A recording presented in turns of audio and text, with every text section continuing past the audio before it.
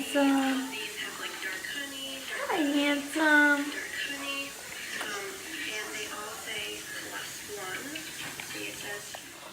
Welcome to today's video. Today is February 10th and Jay is 6 months old. So half a year old. It is literally insane. I know I kind of look like crap, but that's okay. Anyway, so yeah, I don't even remember now if we did a 5-month update. I don't think we did. But a lot has happened, I feel like, since then. So since the last update, he has obviously grown. I have not weighed him or measured him, but he's definitely like, I mean, this kid is huge. He's huge. So anyway, I don't really know how much he weighs yet, but I'm guessing it's like 24-ish pounds or so. At 5 months, he was 21 pounds. So if that puts it in, I don't know.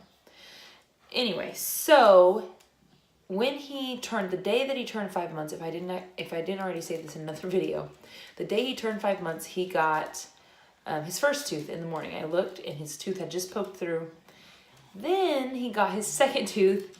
What was it, right after school? I think it was whenever I had gotten home from school. I checked. Go on, Roscoe. I had checked and he had a second tooth. So he has his 2 bottom teeth right here. I would show you, but he's kind of like, show me your teeth. I don't know if you can see him, but anyway, so he has 2 teeth. He also started, between 5 and 6 months, he started sleeping in his crib.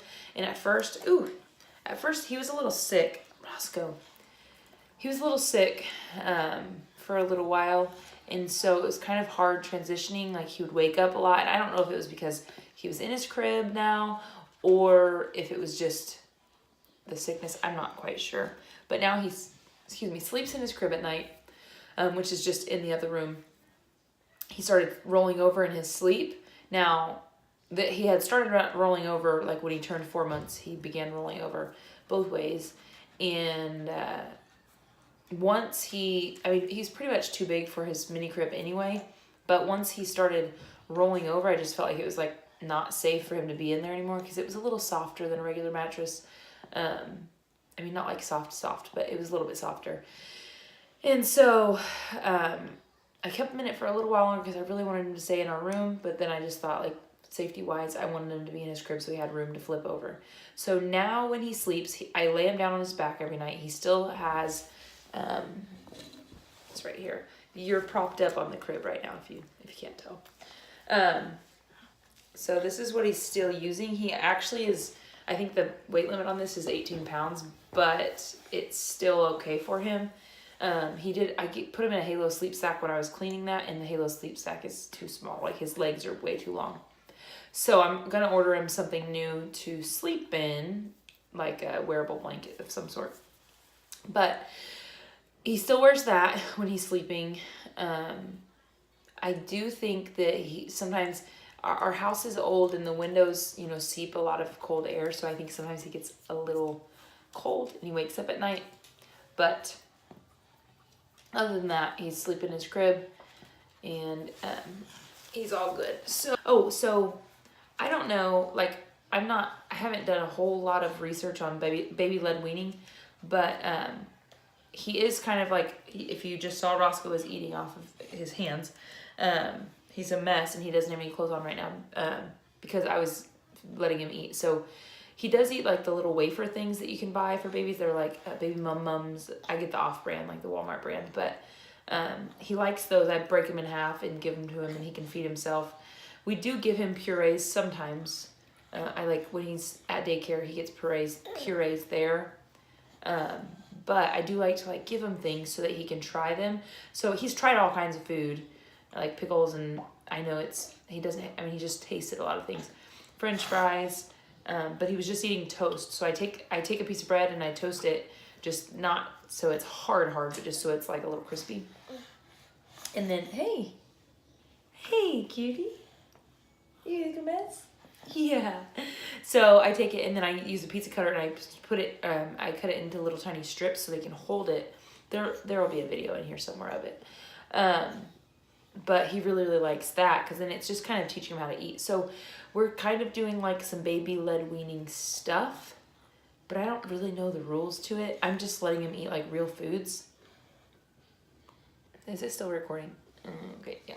I'm just letting him eat real foods as much as he can. Like he had some blackberries the other day. He didn't really like the blackberries. I gave him some raspberries and he tried to eat them. He made a huge mess on his clothes, so I learned from that. I'm not gonna have clothes on him when he eats raspberries. So doing a little bit of that. Now, a major change that is happening is that he's getting formula a lot more now. So I'm still breastfeeding whenever I'm with him. But we're trying to kind of transition him into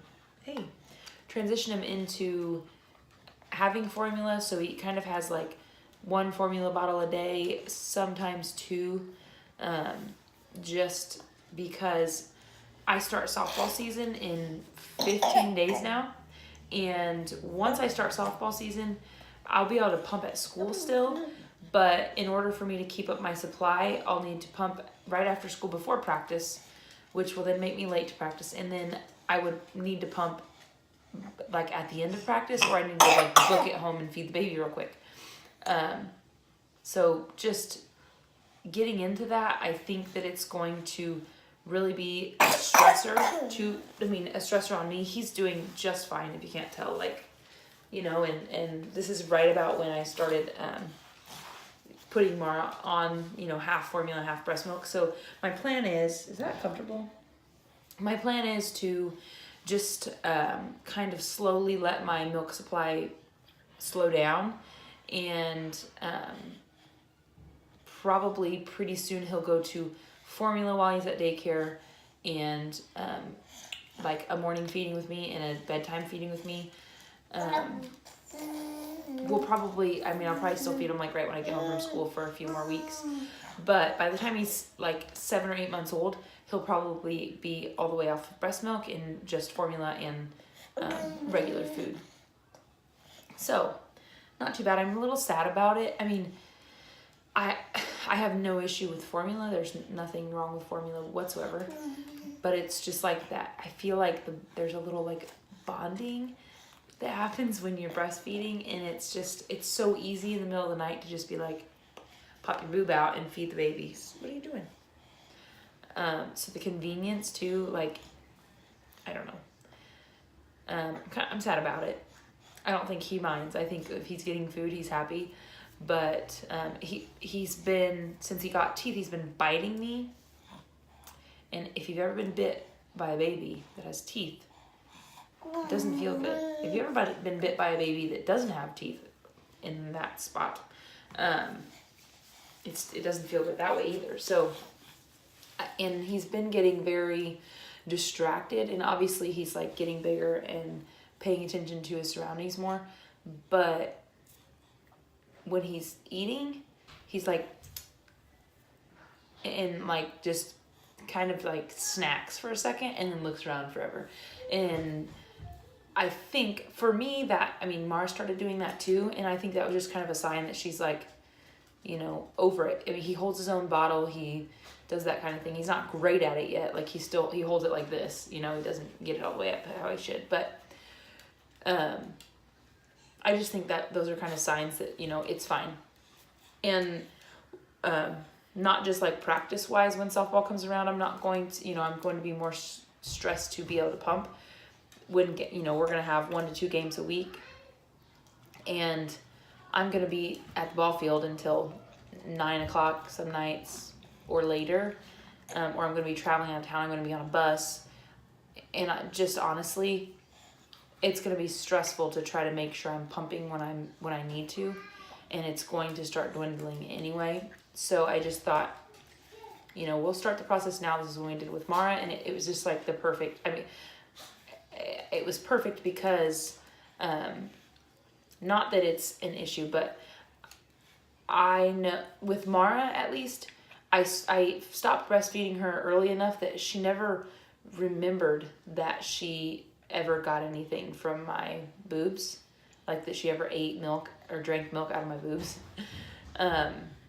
Whereas I know other people who sometimes they're breastfeeding for a long time, which is fine, but then once they try to stop, the child is old enough to where they're like, no, like they can verbally say, like they know that they're getting the milk from there, and they remember that, and I think it's a sometimes a fight to actually be able to get them off the boob.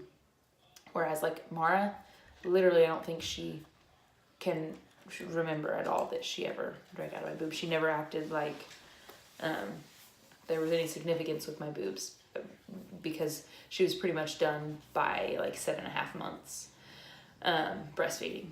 So anyway, I know that I kind of rambled a lot on that, but that's just kind of the direction we're going now. So he started to sit up. I can let you see. I mean, he's been sitting up for quite a while now, but now he can he just like, you can't even see him. What the heck? Let's see.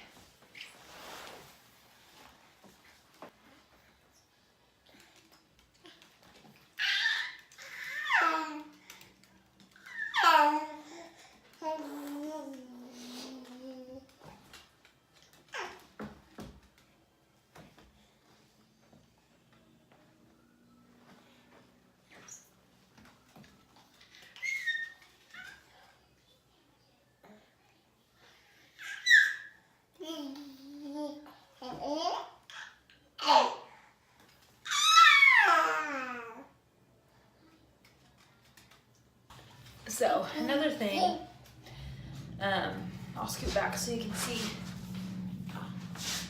I think he's going to probably be a little bit bow-legged. Mara was very bow-legged. For those of you who knew Mara when she was a baby, she was incredibly bow-legged, like to the point where I was so, it looked painful for her to walk, and I can't even believe it. She was bow-legged and pigeon-toed, and so she, like, when she would run, she would fall constantly. She's totally grown out of it now, but I think Jay's legs look like they're going to do the same thing. One is worse than the other right now, but I think that the same thing's going to happen with him. So I hope if it does that he still, like, has the same timeline. Like Mara was pretty much over it by like 2.5 years old. Well, okay, I guess it was probably earlier than that. By her second birthday, she was like almost over it, I think. We're kind of waiting to see. Bless you. Bless you.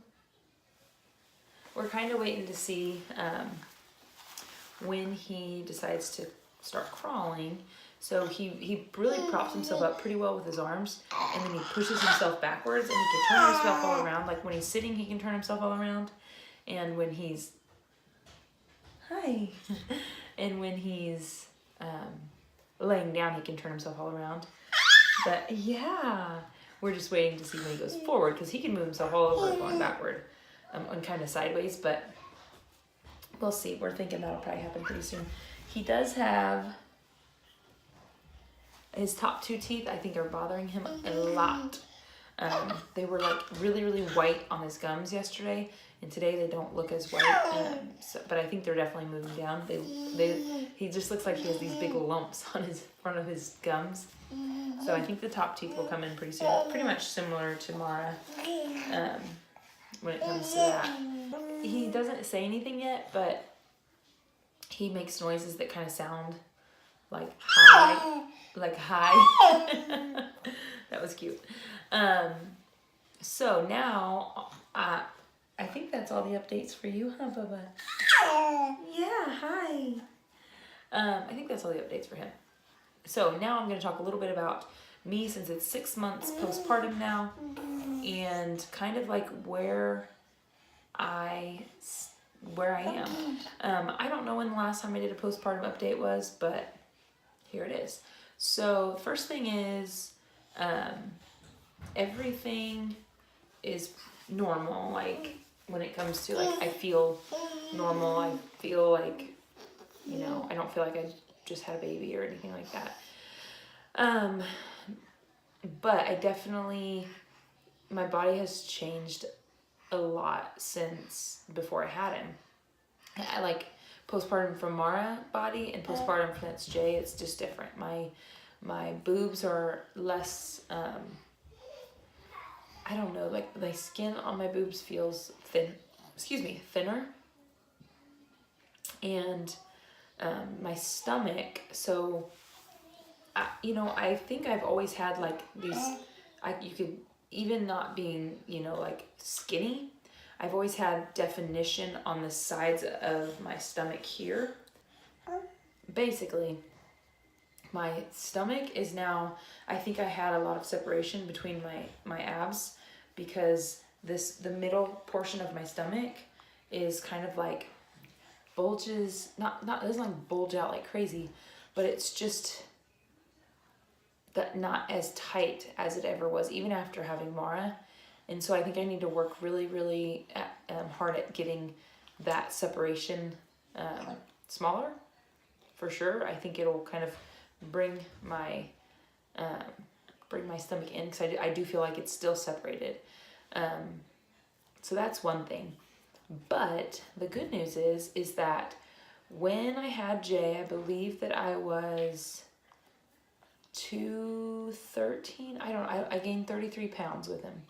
So after having him, I got down to 187, I believe. Yeah, 187. So I got down to 187, and then if you've already seen some of these videos, I joined Arbonne.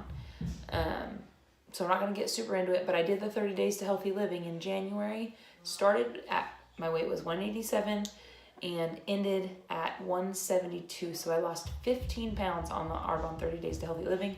Basically, it's a clean eating program. It's a lifestyle change. It's not like a juice cleanser or calorie counting or anything like that, but you use their protein, you use their energy fizz sticks instead of having coffee. You've reduced, or you're basically eliminating toxins coming into your body and trying to get the toxins out. So Russell did it as well. He lost 25 pounds, but this is the first time I've been below pre-pregnancy weight. Feels really, really good. My skin feels like it's clearing up. I feel so good. I feel good in my clothes, and I'm just going to keep going from here. My goal is to get to, I would love to get to 155, but like realistically by summertime, I would like to be at 160. So 12 pounds to go by summertime, and I totally think I can do it. I'm doing the 30 days again this month, a little less strict. And then I think March I'll do the same, and then April I might go back really pretty strict. But anyway, so feeling really, really good. It's made me less anxious and all that stuff. So that's really all for my update. I'm so pumped to like feel good and feel confident, for sure. Look, baby Jay. Look, boo-boo. Hi. You say thanks for watching our video. If you're new or if you're not subscribed, please subscribe. And then if you like this video, hit the thumbs up. If you have any questions about this little guy here, let me know. And I think the next video will probably be about the CrossFit Open. Did you toot? Baby Jay, did you toot? You can't have the cell phone. You're so cute, boo-boo. Yeah. Oh, yes, Bubba.